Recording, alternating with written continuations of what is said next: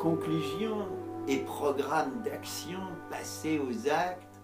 L'économie, ce ne sont que des actes. Priorité absolue, en somme, aux emplois des hommes. Nous l'avons dit, allons dire à tous les hommes, le travail n'est jamais loin, il est parmi nous.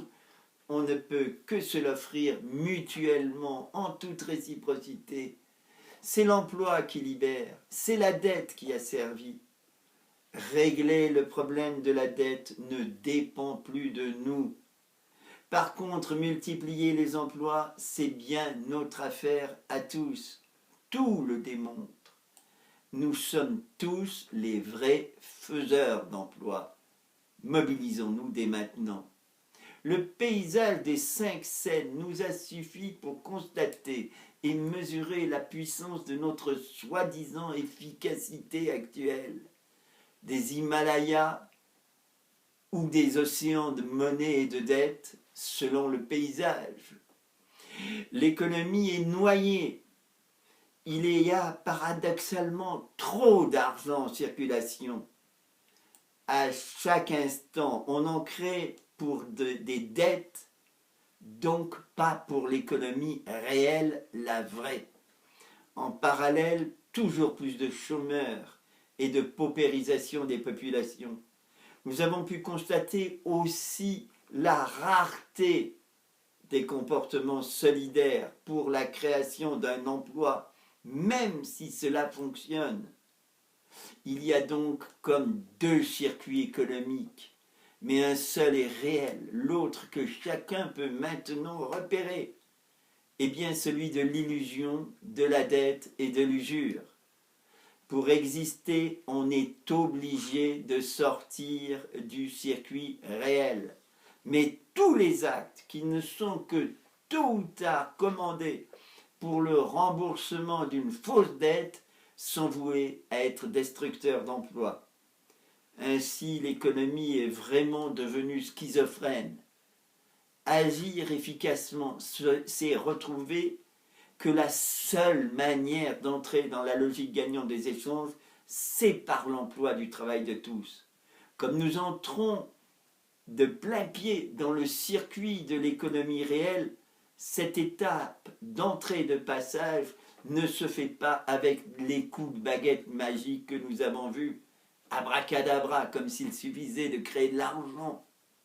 La vraie route, c'est que toute entrée dans un échange constitue toujours un don, un cadeau, si on préfère, au service de soi-même et de tous les autres, qui deviennent tous partenaires au fur et à mesure d'échange en échange. Personne, pour vivre, aussi riche soit-il, ne peut se passer d'échanger avec d'autres hommes.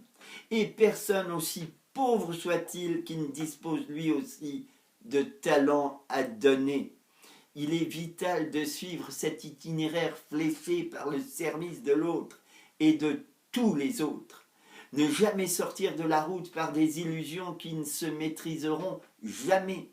Le choc de retour à la réalité sera toujours la réduction des hommes à l'état de manque de tout, ce qui s'appelle la pauvreté.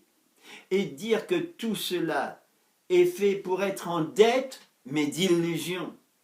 Au contraire, cette route du don est fléchée par cette pratique de service à l'autre dans la réciprocité qu'on a appelé principe de subsidiarité. Le résultat, il se produit ou il se crée dès lors inévitablement la croissance économique en dimension d'un marché supplémentaire. C'est le contraire de sa destruction comme le fait l'économie irréelle. La meilleure preuve de la force de l'échange, c'est que malgré les tonnes d'erreurs de l'économie irréelle, tout n'est jamais encore totalement effondré. Le réel résiste toujours aux utopies. Bien mieux, nous avons constaté les très bonnes réactions de l'économie réelle, c'est-à-dire des hommes qui s'associent et se mobilisent pour donner priorité à leurs préparatifs d'emploi.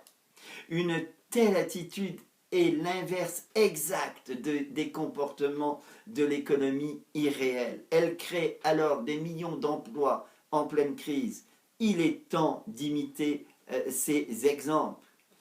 Ainsi, tout ce qui est réinjecté pour l'emploi sera sauvé. C'est cela le vrai crédit pour l'emploi, qui ne pourra jamais résulter d'une dette.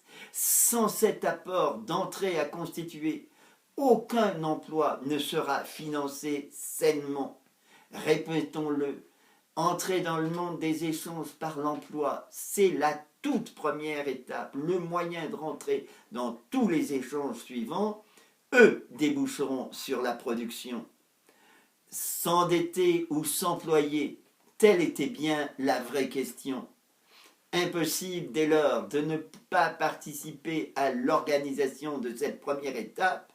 Nous commençons en nous rejoignant, nous devenons tous, oui, des bienfaiseurs d'emploi. Il est urgent de libérer toutes les énergies neuves actuellement stérilisées.